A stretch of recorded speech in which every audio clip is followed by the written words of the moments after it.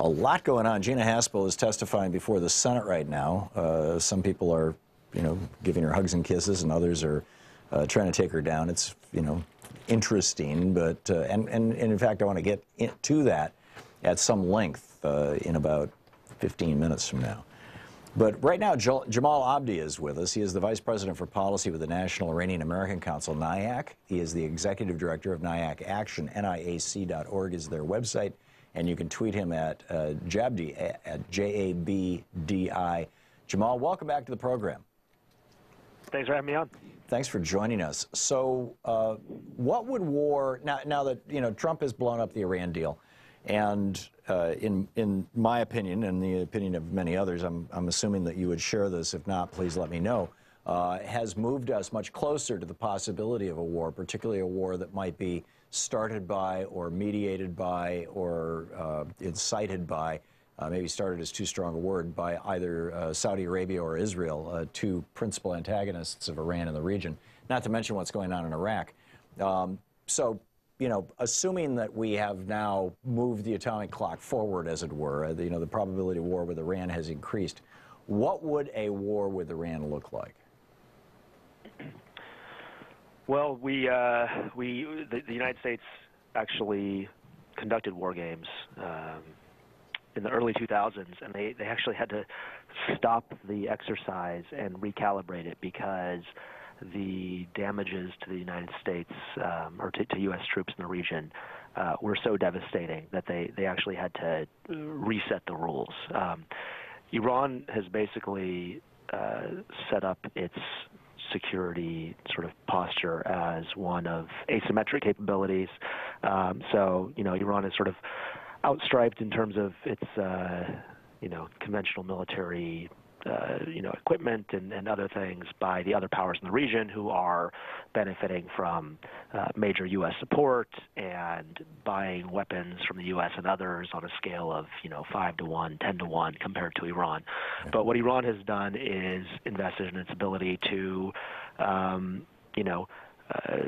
strike targets in the Persian Gulf and mine the Gulf and make the Persian Gulf sort of a theater where they could potentially, cause a lot of loss of lives.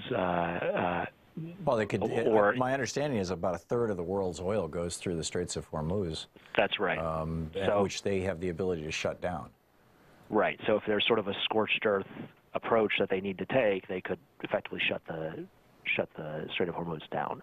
And then you look at the sort of the U.S. troop presence in the region and how after sort of during the nuclear talks and since then, Iran has sort of tamped down on these militias or proxies or whatever you want to call them in Iraq, in other places in the region, but have sort of this issue of U.S. troops being threatened by Iranian proxies and things like that has not been an issue for many years now.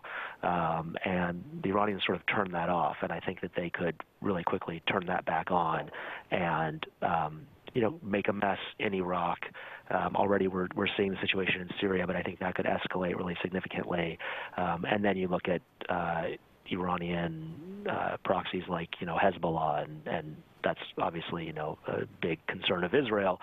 But the point being that there are a lot of ways that Iran could make life very difficult for the U.S. and U.S. allies. So this could become a self-fulfilling prophecy really quickly, couldn't it? I mean, if, for example, Iran was found to be supportive of Shia militia in Iraq who are destabilizing that country, although Iran, it seems, has an incentive to have a stable Iraq in that, the first multinational business to open in Baghdad was the Bank of Tehran, back in the day. I mean, but if Iran was being problematic in Iraq and, the channels of information in the United States, our news media, were rattled really aggressively to make sure that Americans knew about this.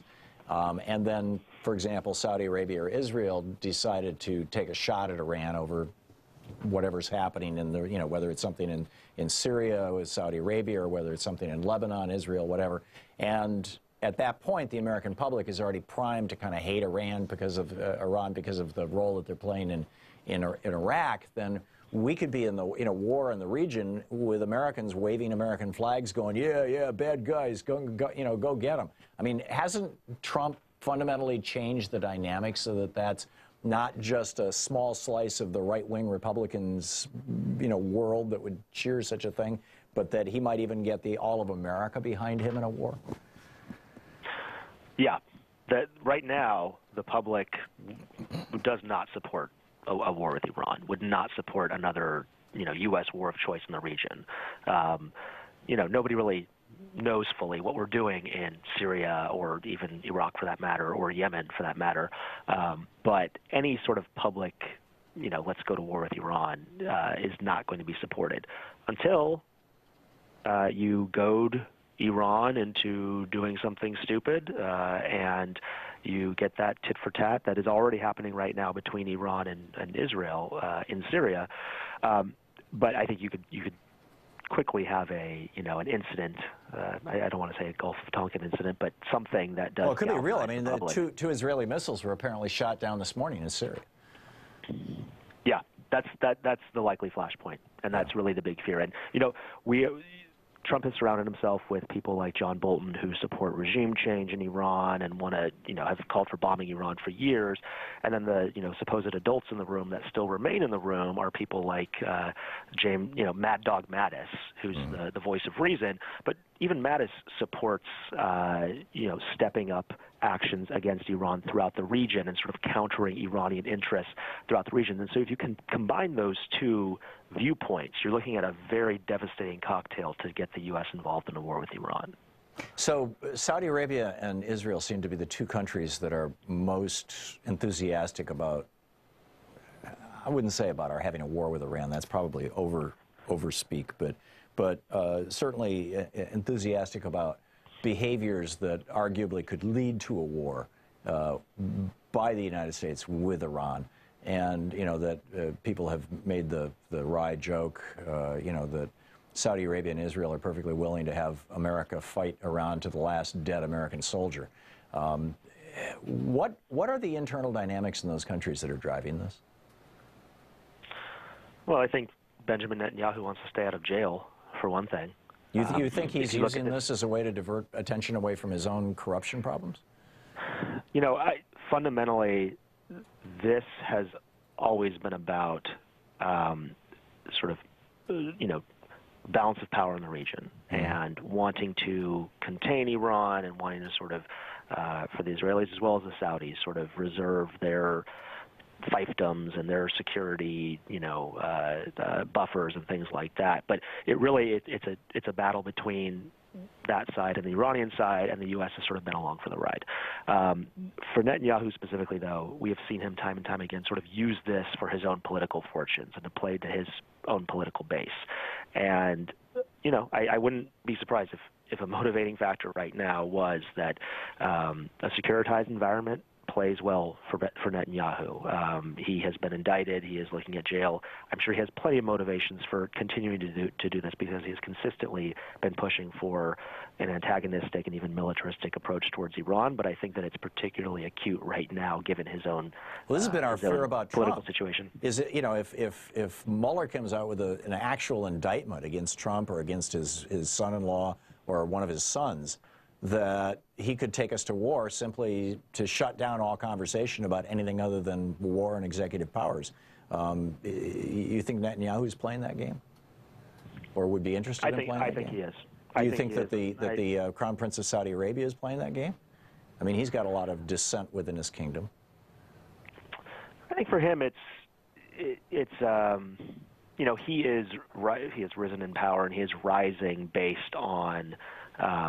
I think it's a ideological, contest for him, and it's also about what he perceives as Saudi interests, which is to defeat Iran and to keep Iran, checked.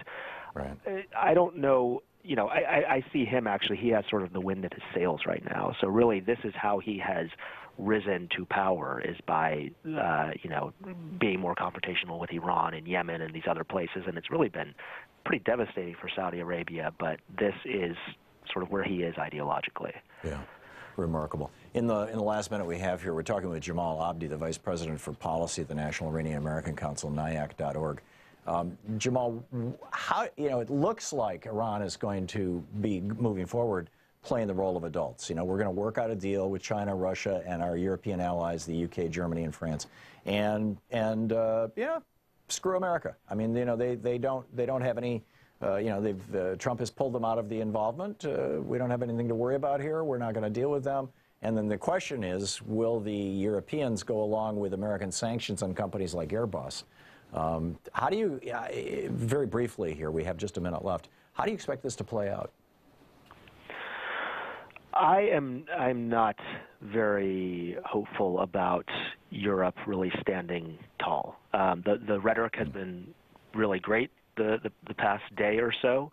I think that Europe really committed a strategic mistake by really kind of bending over backwards to meet Trump at his terms. And I think that signaled to the Trump administration they can boss these guys around. And so we'll see if Europe has a change of heart and is able to present a unified front and protect its companies from sanctions and things like that. So you're saying that Merkel really is incumbent on them. Merkel, Boris Johnson, and Macron, instead of flattering Trump and rubbing his back and telling him what a wonderful guy he was, we can just tweak this deal a little bit so you can take credit for it, get rid of that horrible Obama name out of it, that actually caused Trump to think that they were weak. Absolutely. They should have called it out for the disingenuous effort that it was. This is always about getting out of the deal. Yeah, that makes absolute sense. And so many of us just winced to see Macron doing everything except spit shine Donald Trump's shoes.